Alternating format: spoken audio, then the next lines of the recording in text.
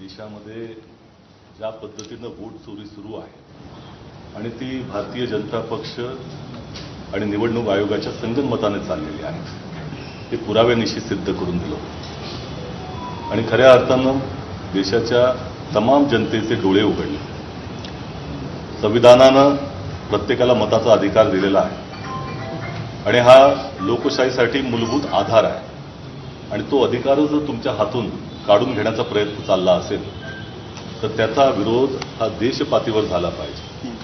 आणि हे जे अंजन त्यांच्या या एकंदर उचललेल्या पावलानंतर जनतेच्या डोळ्यात त्याचबरोबर तमाम विरोधी पक्षाच्या डोळ्यात जे आलेलं आहे आणि त्याच्या अनुरूप संपूर्ण देशपातळीवरती याचा विरोध होतोय आणि महाराष्ट्रातील तमाम विरोधी पक्ष एकत्र येऊन आपण सगळेजण पाहतात की ज्या पद्धतीनं केंद्रीय निवडणूक आयोगाचे इथे मुख्य अधिकारी त्यांच्याकडे आणि स्थानिक स्वराज्य संस्था ज्यांच्या अधिकारामध्ये निवडणुका घेतल्या जातात ते राज्य निवडणूक आयोगाचे वाघमारेजी यांच्याकडे आम्ही शिष्टमंडळ घेऊन गेलो होतो.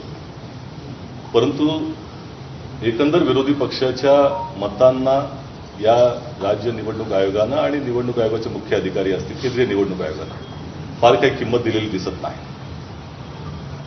राहुल गांधीजींनी स्वतः सांगितलं होतं त्यावेळेला की लोकसभा आणि विधानसभा या निवडणुकीच्या कालावधीमध्ये जवळपास महाराष्ट्रामध्ये 41 लाख मतदार वाढले आणि पुढं अजूनही त्या ठिकाणी प्रकाशात आलं की 16 ऑक्टोबर ते 19 ऑक्टोबर या कालावधीमध्ये 4 दिवसामध्ये महाराष्ट्रामध्ये 6,55,709 मतदार वाढले.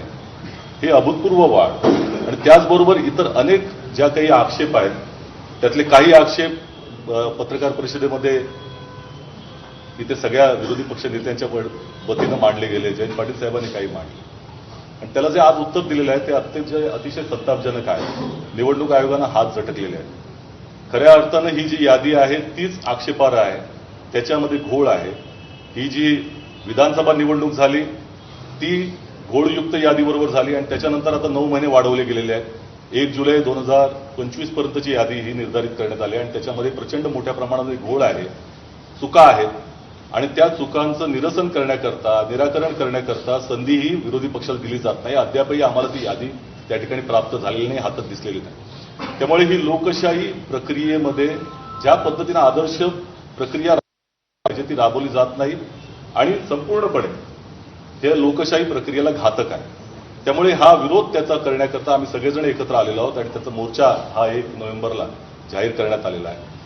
विरोधी पक्ष संपूर्णपणे या ठिकाणी त्या मोर्चामध्ये उतरेल यात कोणत्या तऱ्हेची शंका नाही आणि महाराष्ट्राच्या 12 कोटी जनतेचा अधिकार तुम्ही लक्षात घेतलं पाहिजे की गेले 3 वर्ष त्यांनी हा टाळलाय. स्थानिक स्वराज्य संस्थांच्या निवडणुका जाणीवपूर्वक टाळल्या गेलेल्या आणि आता ही जी काही त्यांना अधिकार त्यांचा प्राप्त होण्याची ही जी संधी आहे ती देखील नाकारण्यात येत आहे.